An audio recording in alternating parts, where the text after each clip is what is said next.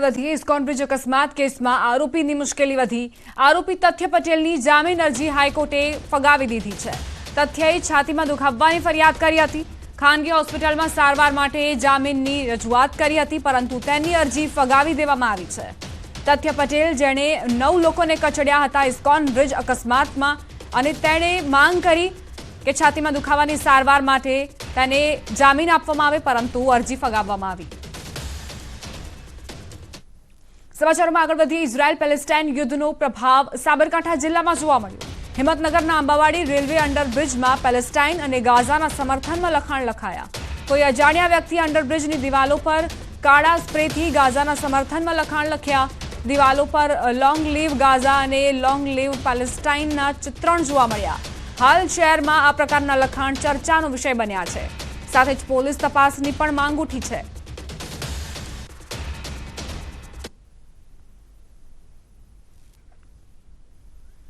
તો સાબરકાંઠામાં પેલેસ્ટાઇન અને ગાઝાના સમર્થનમાં જે લખાણો લખવામાં આવ્યા છે તેની ચર્ચાઓ ખૂબ જ જોર પકડી રહી છે, અને long live Gaza, long live Palestine જેવા લખાણો કોઈએ બ્લેક સ્પ્રેથી અહીં લખ્યા હોય તેવી જાણકારી છે। અમરેલીના વડિયામાં સિવિલ હોસ્પિટલના ડોક્ટરની બદલી થતા લોકોએ વિરોધ કર્યો। વડિયા સિવિલ હોસ્પિટલના મનસુખ ગજેરાની બદલી રોકવા ગ્રામજનો અને વેપારીઓએ બંધ પાડીને બદલીના આદેશને પાછો ખેંચવા માંગ કરી। વડિયા સિવિલ હોસ્પિટલથી મામલતદાર કચેરી સુધી વેપારીઓએ રેલી યોજી આવેદનપત્ર આપ્યું। રજૂઆત કરવા માટે મામલતદાર કચેરીએ મોટી સંખ્યામાં વેપારીઓ, સ્થાનિકો, આસપાસના ગામના સરપંચો અને આગેવાનો એકત્રિત થયા। લોકોના મતે ડોક્ટર મનસુખ ગજેરા તેમને સારી રીતે સેવા આપી રહ્યા છે, એવામાં તેમની બદલી થવી યોગ્ય નથી, જેથી તેમની બદલી ન થવી જોઈએ।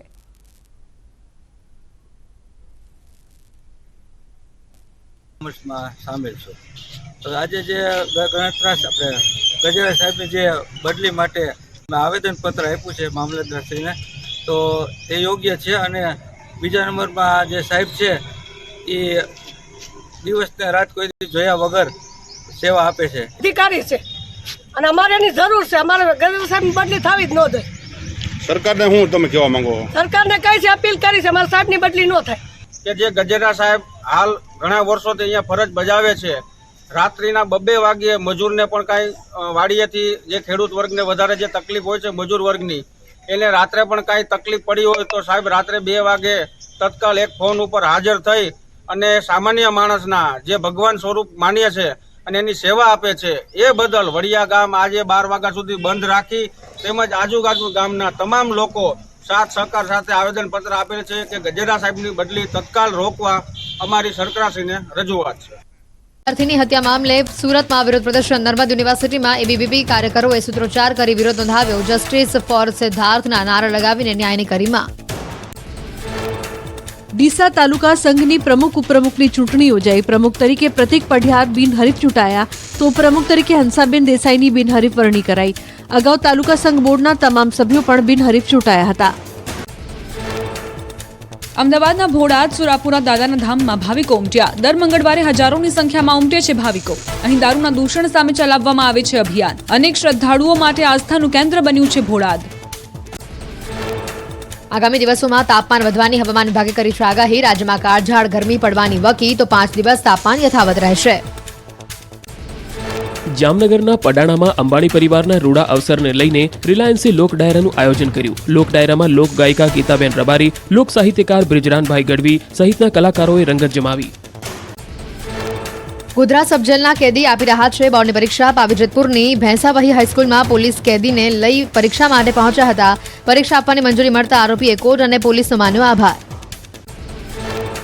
બોટાદમાં દિવ્યાંગ વિદ્યાર્થીની માટે અલગથી પરીક્ષા કેન્દ્ર ઊભું કરવામાં આવ્યું। બોટાદમાં ધોરણ 12ની એક જ વિદ્યાર્થીની માટે શહેરની સંદીપની વિદ્યાલય ખાતે બનાવાયું પરીક્ષા કેન્દ્ર। દિવ્યાંગ વિદ્યાર્થીની માટે 10 કર્મચારીઓ તૈનાત કરાયા। લોકસભા ચૂંટણી પહેલા રાજ્ય સરકારનો મોટો નિર્ણય। જાન્યુઆરીથી માર્ચના ફ્યુઅલ સરચાર્જમાં 50 પૈસાનો ઘટાડો। ઉર્જા મંત્રી કનુ દેસાઈએ કરી જાહેરાત। 1.70 કરોડ લોકોએ ₹50થી વધુનો ફાયદો।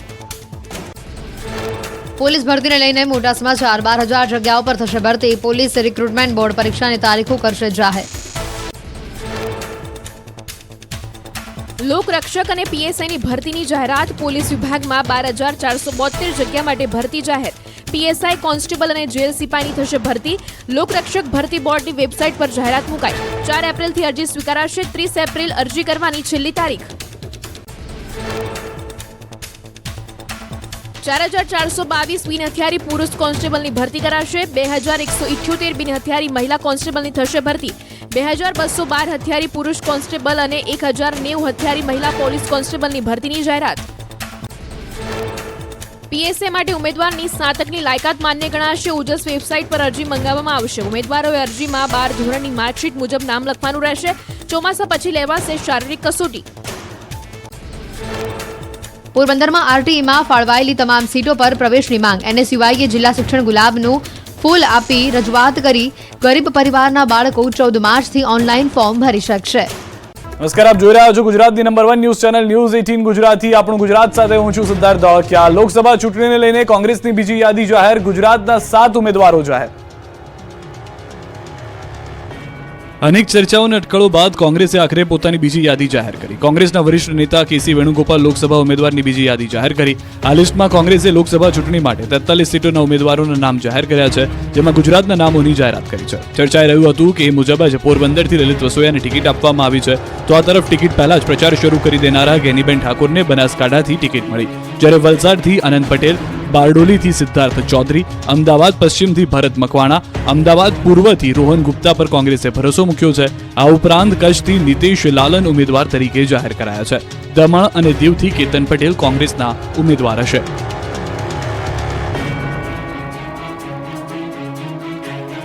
તો હાલમાં જે જાહેરાત થઈ છે કોંગ્રેસની બીજી યાદી. રોહન ગુપ્તા અમદાવાદ પૂર્વથી કોંગ્રેસના ઉમેદવાર, સિદ્ધાર્થ ચૌધરી બારડોલીથી કચ્છ બેઠકના ઉમેદવાર, ભાજપના વિનોદ ચાવડા, જેની સામે હશે નીતેશ લાલણ કોંગ્રેસના ઉમેદવાર. કચ્છમાં આ ટક્કર જોવા મળશે કોંગ્રેસ અને ભાજપની. બીજી તરફ બનાસકાંઠા બેઠકમાં 2 મહિલા ઉમેદવાર, ડોક્ટર રેખાબેન ચૌધરી અને સામે ગેનીબેન ઠાકોર, હાલના ધારાસભ્ય કે જેના ઉપર વિશ્વાસ મૂક્યો છે, અને ગેનીબેન આ પહેલાથી જ પ્રચાર શરૂ કરી ચૂક્યા છે. તેઓએ કહ્યું હતું કે મને લીલી ઝંડી મળી ગઈ છે. બીજી તરફ અમદાવાદ પશ્ચિમ બેઠકથી મકવાણા જંગ જોવા મળશે. દિનેશ મકવાણા ભાજપના ઉમેદવાર વર્સિસ ભરત મકવાણા કોંગ્રેસના ઉમેદવાર છે, જેઓના નામની જાહેરાત કરવામાં આવી છે. જે કોંગ્રેસની બીજી યાદી આવી, તેમાં અમદાવાદ પશ્ચિમ બેઠક બાર પોરબંદરની વાત કરીએ. કેન્દ્રીય મંત્રી મનસુખ માંડવિયા, જેઓ લોકસભા ચૂંટણી પોરબંદરથી લડવાના છે, જેની સામે પૂર્વ ધારાસભ્ય લલિત વસોયા છે, કે જેઓને હાલમાં ઉમેદવાર બનાવવામાં આવ્યા છે. લલિત વસોયા જેઓ ઉમેદવાર હશે પોરબંદરથી કોંગ્રેસના. સૌથી વધારે મહત્વની વાત જે છે બારડોલીથી સિદ્ધાર્થ ચૌધરી કોંગ્રેસના એ ઉમેદવાર છે. સામે પ્રભુ વસાવા, એક જાણીતો ચહેરો ભાજપનો, કે જે ફરી એક વખત જોવા મળશે આ ચૂંટણીની અંદર ભાજપના ઉમેદવાર તરીકે. જ્યારે કોંગ્રેસે સિદ્ધાર્થ ચૌધરી ઉપર વિશ્વાસ મૂક્યો છે બારડોલી બેઠક પર, જેમાં અનેક અટકળો બાદ પૂર્ણ વિરામ આવી ચૂક્યું છે. સિદ્ધાર્થ ચૌધરી બારડોલીથી બેઠકના ઉમેદવાર હશે કોંગ્રેસના, અને ભાજપના ઉમેદવાર છે પ્રભુભાઈ વસાવા. તો કુલ કોંગ્રેસે 7 નામો જાહેર કર્યા છે, જેમાં ધારાસભ્ય સહિત પૂર્વ ધારાસભ્યોને પણ મોકો મળ્યો છે. આ 5 નામ આપ જોઈ રહ્યા છો, જેમાં રોહન ગુપ્તા અમદાવાદ પૂર્વથી ઉમેદવાર કોંગ્રેસના, સિદ્ધાર્થ ચૌધરી બારડોલીથી ઉમેદવાર કોંગ્રેસના, ગેનીબેન ઠાકોર હાલના ધારાસભ્ય બનાસકાંઠાથી ઉમેદવાર, અમદાવાદ પશ્ચિમથી ભરત મકવાણા અને પોરબંદરથી લલિત વસોયા. આ તરફ ભરતસિંહ સોલંકીએ ચૂંટણી લડવાની ના પાડી દીધી, કહ્યું મને કોંગ્રેસ પક્ષે ઘણું આપ્યું છે. લોકસભા ચૂંટણીના પડઘમ વાગી રહ્યા છે, ત્યારે ગુજરાત કોંગ્રેસના દિગ્ગજ નેતાએ ચૂંટણી લડવાનો સામેથી ઇનકાર કર્યો. ગુજરાત કોંગ્રેસના પૂર્વ પ્રમુખ અને દિગ્ગજ અગ્રણી